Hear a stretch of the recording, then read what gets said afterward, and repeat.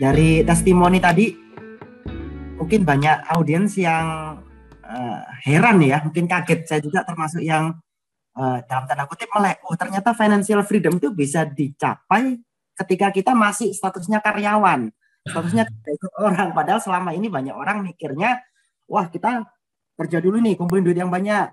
Ntar dari gaji, dari THR, nah ini kan habis terima THR semua kan, dipakai untuk bangun bisnis. Bangun bisnis, ntar kita punya passive income, barulah kita pensiun dini. Kebanyakan seperti itu. Ternyata dari testimoninya Pak Tommy, bahkan ketika kerja pun itu bisa loh mencapai financial freedom. Nah, mungkin dari audiens ada banyak pertanyaan seputar itu. Dari Bro Obed, mungkin ada yang mau ditanyakan dari audiens. Pasti rame nih pertanyaan seputar bisnis, investasi, dan profesional tadi, high income skill. Ya, thank you Bro Erik sudah memandu dalam sesi pertama kita. Thank you Pak Tommy. Satu poin sih yang saya dapat ya Pak, semenjak tadi Bapak sampaikan materi ini, jadi sultan itu tidak bisa instan ya Pak ya. Beda dengan kalau instan ada Pak, yang sultan-sultanan sekarang ada di penjara. Nggak ada Pak. Segala sesuatu itu butuh perjuangan. Kalau tadi lihat ya perjalanan hidup saya, testimoni itu, kalau lihat sekarang ya enak. Tetapi kalau flashback itu saya tadi ada beberapa poin-poin beberapa tahun itu butuh bertahun-tahun. Kalau Anda lihat dari tahun 2000, saya start kerja kan 2000 sampai sekarang itu financial freedom itu 2013. Itu pun masih belum punya aset apa segala macam ya. Baru benar-benar take off itu butuh sekitar 20 tahunan, Pak. Jadi itu bangunnya nggak gampang. Tapi memang masa sekarang ya itu berbeda. Jadi kalau saya melihat itu ada pergeseran. Sekarang ini kan era teknologi. Zaman dulu nggak ada apa-apa, nggak ada YouTube, nggak ada internet. Internet aja koneksinya masih pakai modem yang jadul gitu, Pak. Bunyi cuit-cuit itu ya, Pak ya. Kenapa? Yang bunyinya cuit-cuit itu, Pak. Ya betul. Nah itu yang bunyinya cuit-cuit. Itu saya masih ngalamin masa-masa itu. Jadi baru apa ya, dengan percepatan sekarang ini poin saya gini, anak-anak muda sekarang ini harusnya sudah ada semua fasilitas. Zaman dulu kalau saya mau belajar tentang internet, ngapain? Saya pergi ke Gramedia, ngubek-ngubek majalah sama buku di sana. Nggak ada internet yang bebas, nggak ada YouTube. Zaman sekarang kan mau cari apa aja, itu ada semua di YouTube. Kita bisa belajar apapun ada di YouTube. Tinggal kita pinter-pinter aja, pinter-pinter kita memilah dan memilih mana yang bagus, mana yang jelek kita buang. Yang bagus kita ambil, kita bisa, ya tergantung kreativitas lah. Jadi poin saya adalah masa sekarang ini percepatan ini luar biasa. Saya banyak melihat anak-anak yang usia di bawah 30, mereka udah bisa mencapai apa ya, level finansial yang jauh lebih baik dibandingkan dengan saya pada usia mereka gitu. Jauh lebih cepat sekarang ini. Ya, oke, noted Pak. Pak, ini menarik ya Pak ya. Tadi Bapak kan menjelaskan tentang segitiga tadi ya Pak ya. Yang pertama kan memang paling basic mengenai skill ya Pak ya, skill untuk kita bisa mulai mendapatkan kekayaan tadi. Nah, cuman yang ketika kita mau berpindah ke bisnis tadi ya Pak ya, itu kan memang tadi Bapak juga sampaikan bahwa itu cukup sulit dan butuh banyak pengorbanan. Tapi di sisi lain kan juga ada yang membangunnya dengan cara investasi Pak. Nah, menurut Bapak apakah ini urutannya tadi kalau saya lihat kan punya Bapak dari skill, terus baru ke bisnis, baru ke investasi. Ya. Apakah misalkan ada jalan lain, misalkan dari skill, mungkin belum bisa cukup waktu untuk bangun bisnis, mereka masuk lewat investasi dulu Pak. Apakah itu bisa dimungkinkan ya Pak? Ya, sangat mungkin Pak. Jadi gini, ini kan adalah 3 blok itu kendaraan. Dan kendaraan ini pilihan. Kalau misalkan gini ya, saya ambil contoh real aja. Kalau seseorang yang punya posisi tinggi di pekerjaannya, dia direktur lah, gajinya udah 3 digit, gitu, 3 digit juta gitu ya. Dan dia mau bangun, dia punya posisi yang tinggi, punya jabatan di let's say direktur multinational company. Bangun bisnisnya sendiri tentu agak susah begitu ya, karena dia harus kerja di perusahaan. Tetapi dia bisa melalui jalur juga namanya investasi. Ya, jalur investasi ini dia bisa bangun dan itu bisa jadi kendaraannya dia. Dalam arti nggak harus melulu dia bangun bisnis. Dan saya balik lagi, semuanya itu pilihan. Tetapi kalau saya boleh cerita sedikit pengalaman ya, investasi ini itu dan bisnis itu karakteristiknya kan totally different. Investasi ini relatively kalau kita itu dananya pas-pasan, itu kecil hasilnya, Pak. Jadi contohnya gini ya, kalau kita punya dana, kita bicara return investasi yang aman dan yang masih visible buat orang kebanyakan itu kira-kira 1 tahun. Deposito berapa sekarang? 3%. Kita nggak usah ngomong deposito. Next dikit, reksadana. Reksadana 5-7-8%, 10%. Atau saham. Saham itu kira-kira ya 5-10. Paling banter itu 15%. Kita ngomong investasi ya, bukan trading yang gitu ya, keluar masuk cepat begitu. Paling setahun itu 10%-15% itu sudah bagus menurut saya. Kalau kita ngomong bisnis, itu 10% itu tiap bulan bisa dapat. Karena kan bisnis diputar. Jadi kalau bilang soal investasi, itu return dibandingkan dengan bisnis itu jauh-jauh lebih gede. Jadi kalau dibilang kendaraan paling cepat mana mencapai kebebasan finansial, cepat gitu ya dapatnya, bisnis. That's number one. Number two adalah ya baru investasi. Kalau kita ngomong dalam konteks pasif ya, pasif income. Gitu Pak.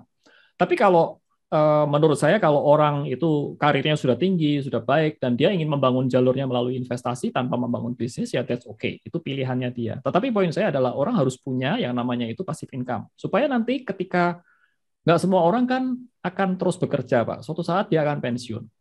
Nah, pada saat itulah, kalau nggak punya passive income, itu yang masalah nanti.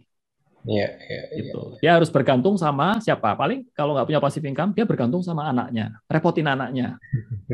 Gitu kan? Apalagi kalau udah tua, kalau udah muda, masih 30 tahun, nggak mikir itu. Tapi ketika sudah 40, 50, ntar mikir. Kita ngelihat ya yang sudah senior-senior itu mulai sakit lah, mulai masih butuh perawatan ke dokter lah. Itu mau nggak mau. Jadi kita akan banyak bergantung sama orang lain. Nah, kalau kita punya passive income sendiri itu jauh lebih enak, nggak ngerepotin orang lain. Gitu, Pak, kira-kira. Ya. Oke, menarik ini, Pak. Tadi kan sempat Bapak juga ngomong tentang investasi ini tadi. Nah, ini mungkin ini, Pak, bagi teman-teman yang memang mau segera mengalokasikan dana untuk investasi ya, Pak ya. Saran Bapak seperti apa ya, Pak? Apa yang harus dilakukan yang mungkin dengan ini di YouTube ada yang tanya, dari Pak Steven tanya, menurut Pak Tommy, investasi apa yang bisa kita lakukan segera dengan biaya yang kecil, Pak? Oke. Tadi kan Bapak sempat sampaikan harus ada diversifikasi dan yang lain-lain itu, Pak. Kira-kira sarannya seperti gimana, Pak? Ya, kalau investasi itu benar, kita harus mulai dengan secara dini. Dari sejak awal kita harus mulai. Dan kalau ngomongin soal instrumen apa yang tepat buat kita investasi, itu balik kembali ke diri kita. Apakah diri kita itu sekarang usianya berapa? Jadi idealnya begini, kalau usianya kita masih muda, kita masih punya long term gitu, misalkan kita usia 20-30 tahunan, mungkin saham itu yang lebih agresif, kita bisa masuk ke saham. Ya, kita masuk ke saham kalau ini lebih agak teknis ya, saham Indonesia kita diversifikasikan ke beberapa saham-saham yang bagus gitu ya. Atau kalau di luar negeri, sekarang ini ada beberapa platform yang juga menyediakan trading itu atau investasi itu di saham luar negeri itu juga ada. Ada 1, 2, atau 3 platform yang resmi ya, itu regulasi di Indonesia ya, itu kita bisa beli, misalkan itu index fund, ya, misalkan S&P 500, itu kan kita invest di 500 saham US lah, dan itu kita bisa masuk ke situ, itu bisa dicoba. Tapi kalau usia kita sudah menjelang 40-an, 50-an, itu lebih tepat kalau kita bisa masuk ke yang lebih aman. Contohnya reksadana itu lebih disarankan daripada yang saham. Karena ya saham oke lah, tapi jangan porsinya jangan gede-gede. Karena saham lebih fluktuatif. Kalau reksadana lebih aman dan lebih cari yang fixed income. Jadi lebih bisa enak gitu ya. Lebih nggak jantungan lah. Makin tua nanti kalau lebih bahaya itu nggak bijaksana ya. Kalau kita mau invest di tempat yang lebih volatile seperti itu. Malah nggak bisa tidur ya Pak ya, repot ya Pak. Iya. Oke. Bro Erik mungkin ada yang mau ditambahkan, Bro? Ada yang pertanyaan yang lain? Mungkin pertanyaannya itu masih seputar, ya pastinya seputar ini tiga tadi ya. Nah, kira-kira nih Pak Tommy, mungkin saran ya, kalau kita mau bangun bisnis, katakan ada satu prospek saya ambil contoh lah, ada prospek di Bali misalkan seperti itu, ada prospek persewaan boat atau persewaan jet ski. Nah, artinya kan kita menanamkan modal untuk membeli alat-alat tersebut. Sedangkan tuntutan profesional atau tuntutan pekerjaan mengharuskan kita selalu ngantor di Surabaya atau di Jakarta. Nah, artinya kita kan hanya mempercayakan saja kepada orang-orang di Bali, ini hanya contoh ya, untuk mengelola boat atau jet ski yang sudah kita tanamkan di sana. Nah, kira-kira kalau hal seperti itu, ada saran mungkin dari Pak Tommy bagaimana supaya kita itu bisa maintain dengan baik, supaya hasilnya itu bisa maksimal, nggak kena tipu sana tipu sini. Nah, bagaimana Kalau nih? ya, jadi gini, kalau kita punya bisnis, atau lebih tepatnya begini Pak, kalau sudah kejadian, ya sudah nggak bisa diapa-apain toh. Kita harus maintain dengan baik. Tetapi kalau kita tarik mundur sebelum kita memiliki bisnis itu, mungkin ini lebih banyak kalau kita mau masuk ya. Contoh kita ada penawaran bisnis jet ski di Bali. Tapi kita lokasinya di jauh gitu ya. Lokasi di Jakarta atau Surabaya. Nah, saran saya begini, pilihlah partner yang bisa kita percaya, itu nomor satu. Karena kalau kita percaya sama orang, itu kita harus build trust sama dia. Ya mungkin nggak bisa totally orang asing kan nggak mungkin. Yang pertama itu. Jadi kita harus percaya sama orang ini. Terus yang kedua, kita harus mau nggak mau, kita harus belajar bisnisnya itu apa. Jadi akan ini, misalkan kita boat itu, kita harus ngerti tentang kapal. Kita harus ngerti ini maintenance-nya gimana, kapan ganti oli, kapan harus isi solarnya itu kalau perjalanan berapa hari itu, misalkan kita harus isi solarnya berapa. Oh kalau nggak ya ditipu-tipu sana tipu sini. Jadi kita harus ngerti bisnisnya itu apa. Jangan pasrah apa ya istilahnya itu apa sih? Pasrah prek sama orang yang kita partnernya itu nggak boleh seperti itu.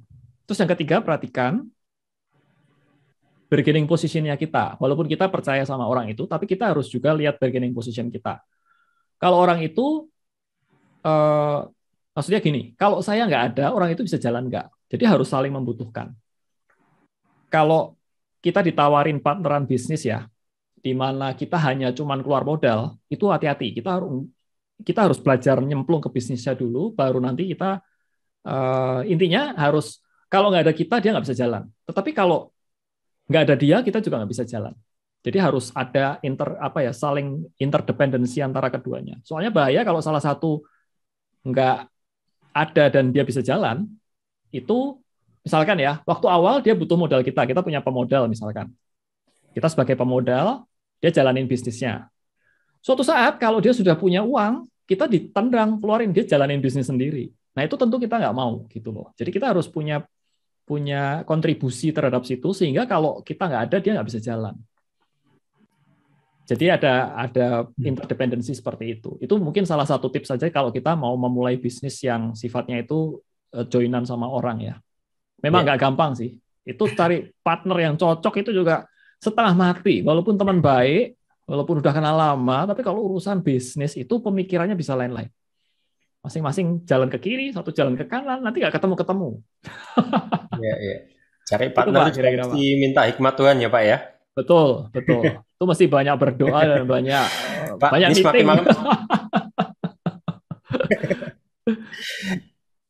Ini semakin malam semakin panas Pak, pertanyaannya mulai banyak. Ayo keluarin semua. Siap. Ini ada di yang tentang saham ini sebentar ya. Saya ada satu pertanyaan dari Bu Lydia Wijaya. Ini dia tanya, kalau logam mulia itu termasuk investasi atau bukan Pak? Logam mulia kalau ya menurut saya itu termasuk investasi. Jadi kalau LM ya kita bisa simpan secara fisik itu. Gold itu kan kita bisa simpan terhadap ini untuk ikut naik biasanya. Kalau inflasi dia ikut naik. Jadi sebagai hedging ya. Hedging. Kita biasa seperti itu. Ya.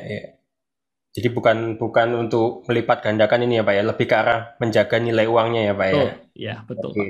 Jadi itu salah satu dari part of diversification juga. Jadi saya ada beberapa invest di LM juga, dan ya intinya begitulah. Kalau semakin banyak, karena gini, di dunia ini balik ke ngomong soal diversifikasi ya, dunia keuangan atau investasi itu, instrumen itu kan ada banyak. Ada saham, ada kripto, ada forex. Oh, forex enggak lah, forex buat trading. Kita skip ya. Ada saham, ada kripto, LM misalkan. Kemudian ada sahamnya juga ada banyak, saham luar negeri, saham dalam negeri. Itu kalau kita misalkan cuman cemplungin ke satu hal saja, itu nanti kalau itunya jatuh, duit kita jatuh semua. Tetapi kalau kita spread ke berbagai macam, ada reksadana, ada properti, nanti ada misalkan properti lagi jatuh, biasanya yang ini nggak semuanya jatuh. Yeah. Kecuali resesi dan perang, itu lain cerita ya. Itu Fosmeyer lah. Yeah. Tapi biasanya kalau marketnya satu turun, yang satu di satu yang lain akan naik.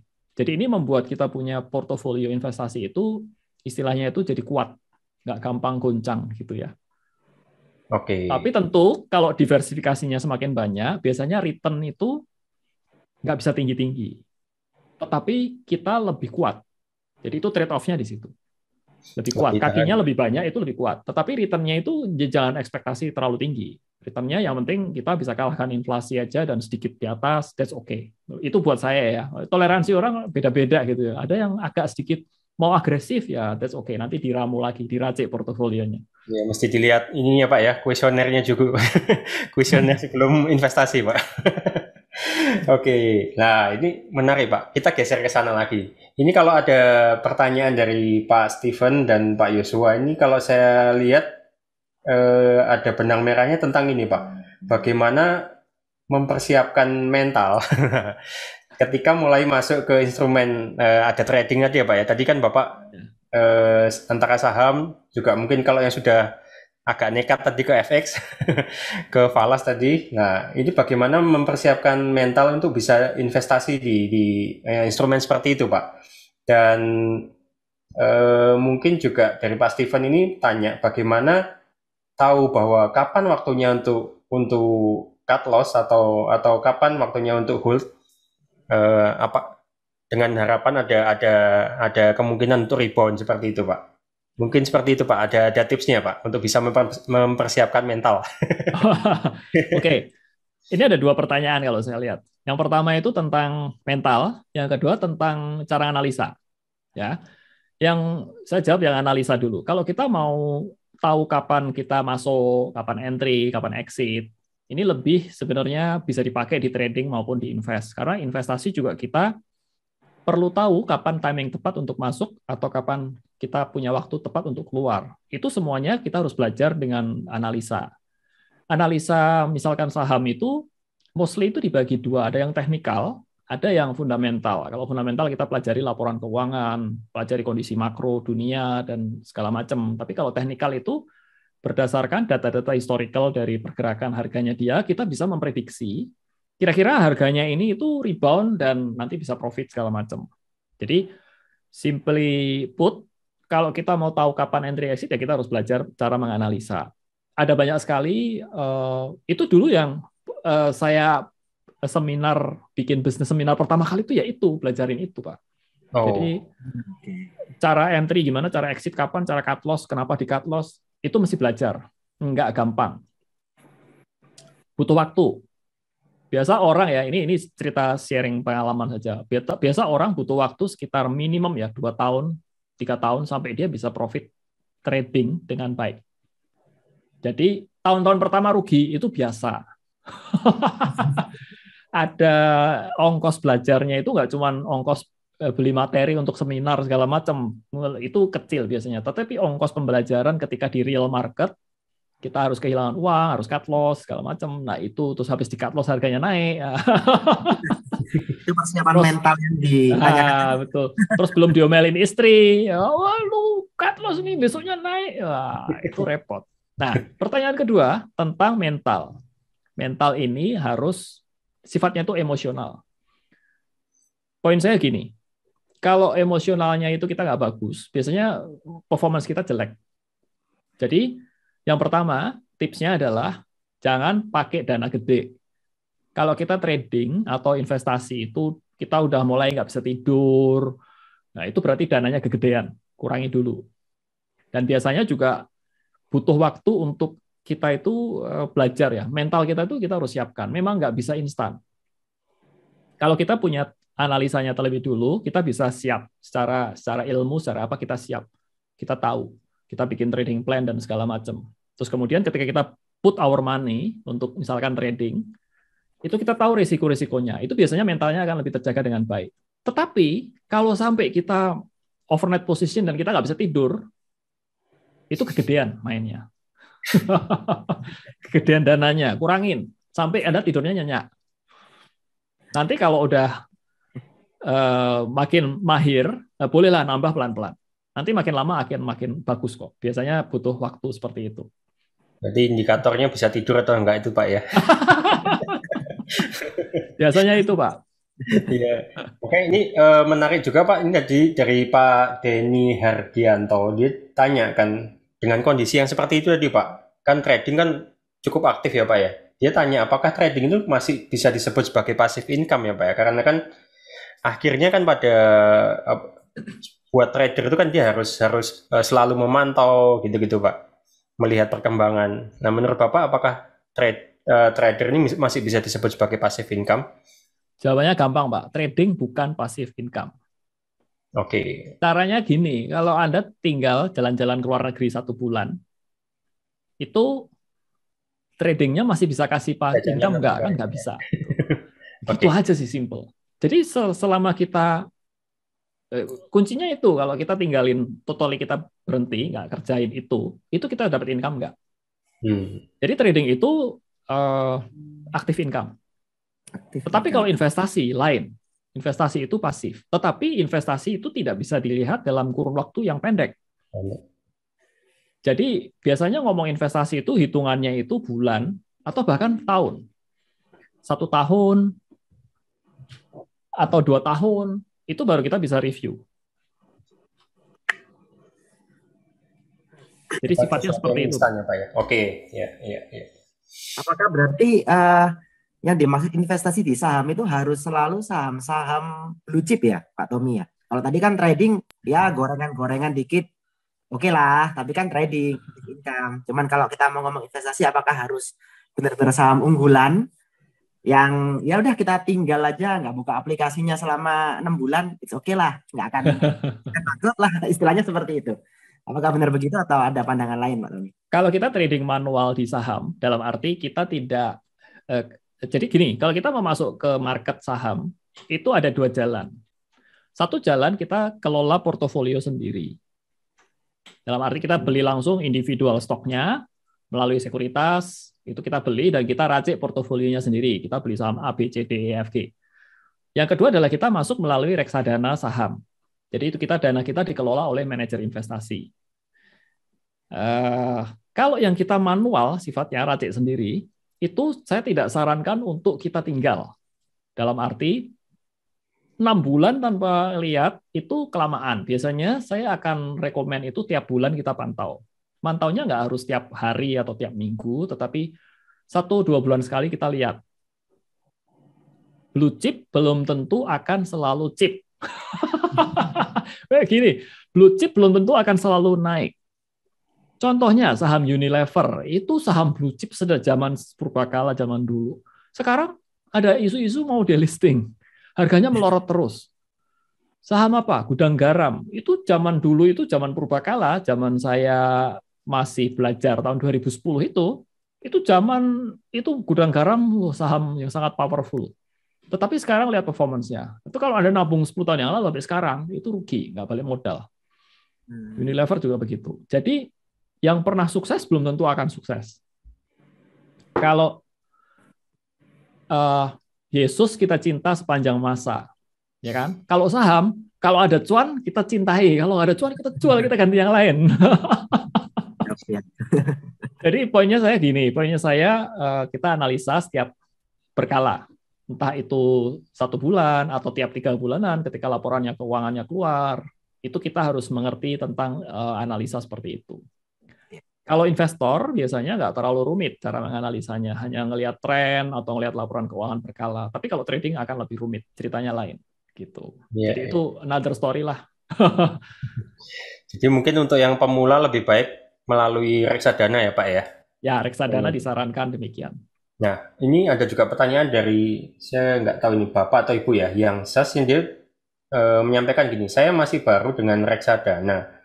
Apakah ada rekomendasi untuk bermain reksadana yang aman di mana? Ini mungkin nggak perlu menyebut merek kali ya Pak ya. Mungkin Oke, kriteria aja mungkin Pak, seperti gimana? reksadana itu ada 3 kategori sebenarnya. Jadi tidak ada reksadana saham. Biasanya fund manager itu akan mengalokasikan dananya yang kita dari kliennya itu ke saham-saham yang dia pilih.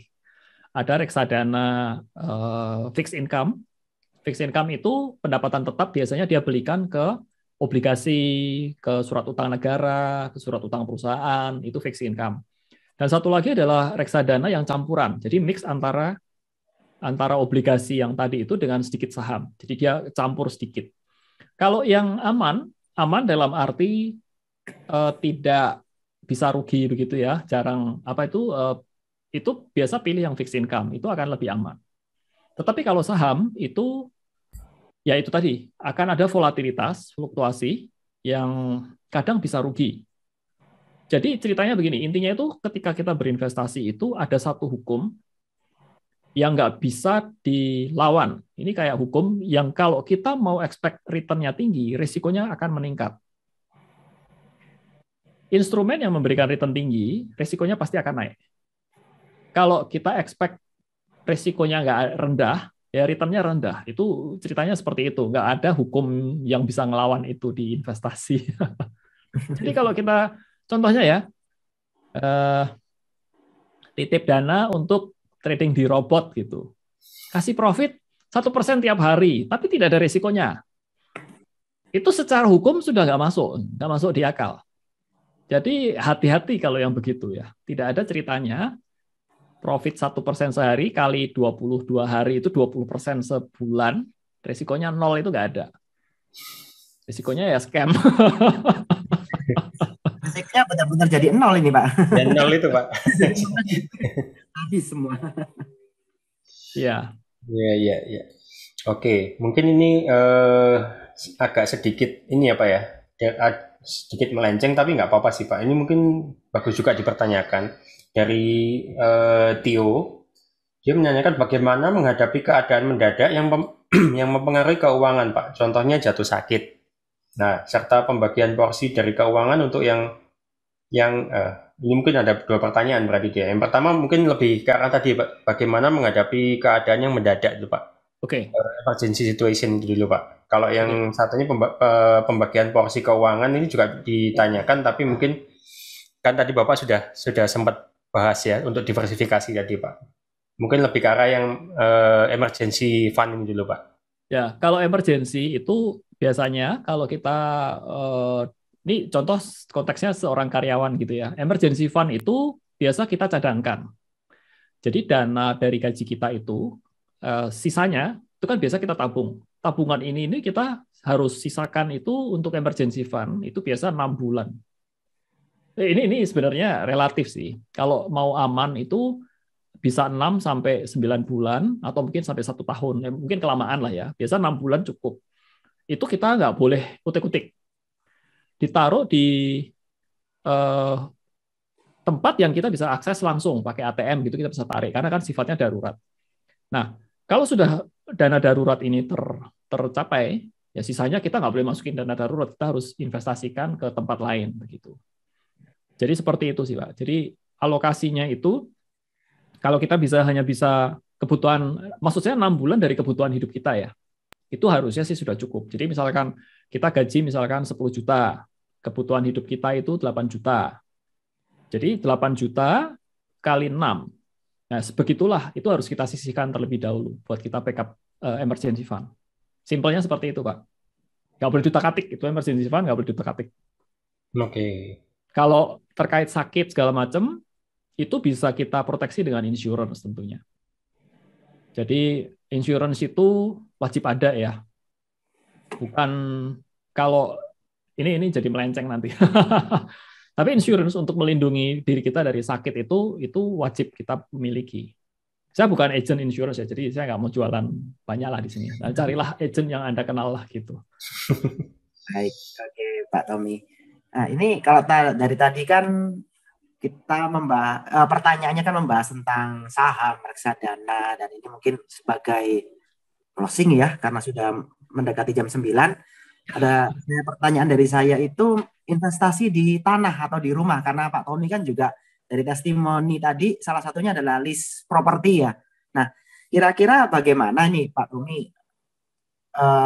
perbandingan antara kalau bunga KPR di Indonesia, artinya saya ini ceritanya mau KPR ruko yang prospek. Nah, menurut pandangan saya prospek, saya sudah analisa prospek dan segala macam untuk disewakan atau untuk dibuat apapun lah yang prospek pastinya. Nah, tapi saya membeli ruko itu secara KPR, artinya kan ada bunga bank di situ dibandingkan dengan biaya sewa yang saya terima, entah itu per bulan ataupun per tahun. Apakah itu masih cuan atau nunggu lunas dulu rukonya baru kita bisa menikmati cuan ya Pak Tommy? Aduh, kalau soal hitungan KPR itu sebenarnya gini, saya pernah ngitung-ngitung seperti itu tuh hasilnya memang nggak bisa cuan-cuan amat sih sebenarnya. Jadi balik lagi itu saya lebih suka begini. Kita invest di tempat yang harganya masih murah. Di ruko atau tempat nggak harus ruko lah, di tempat di properti yang harganya itu kalau mau invest ya, yang masih ada potensi untuk bertumbuh. Saya lebih ngelihatnya ke situ daripada hitung-hitungan sewa dan segala macam ke KPR gitu. Biasanya sih nggak akan bisa, maksudnya gini, kita berharap uangnya sewa itu bisa nutupin bayar cicilan, itu nggak bakal masuk Pak hitungannya. Itu zamannya Robert Kiyosaki zaman dulu suruh begitu, itu nggak masuk kalau di Indonesia. Jadi nggak akan bisa masuk, kita bisa cicil rumah tanpa keluar hanya dari duit sewa, itu nggak akan masuk. Jadi rule-nya saya sendiri, yang saya pegang itu, saya akan invest di tempat yang biasanya itu potensi bertumbuhnya gede. Jadi memang harus nggak gampang memang ya. Yang masih murah, tetapi ada prospek pertumbuhan. Misalkan contohnya nih ya, kalau saya lihat sekarang itu yang lagi harganya miring, tetapi bertumbuh, itu di Bali. Bali itu mulai recover, dan harganya murah karena pandemi kemarin. Ini contoh singkat ya. Jadi bisa cari di situ. Atau ruko yang daerahnya bertumbuh. Memang ini butuh kejelian mata. Saya sendiri bukan heavy investor di properti, tetapi saya ada invest di beberapa area di sekitar Jakarta dan juga ada di Bali juga ada seperti itu. Jadi intinya itu sih, daerahnya bertumbuh. Kalau hitung-hitung terlalu rumit itu nggak akan ketemu Pak. Kalau saya pribadi lebih mengharapkan kenaikan harga asetnya daripada kira-kira Pak sendiri ya. Sewanya itu agak bonus lah, tapi kenaikan harga aset dari properti sendiri itu akan lebih baik, biasanya lebih rewarding. Baik, berarti di sini kan capital gain-nya ya Pak Tommy ya. Betul, capital gain-nya. Tanahnya yang menjadikan cuan lah istilahnya seperti itu. Nah, betul. Oke, mungkin karena sudah jam 9, mungkin dari Pak Obed ada closing statement. Thank you Pak Tommy untuk segala pemaparannya.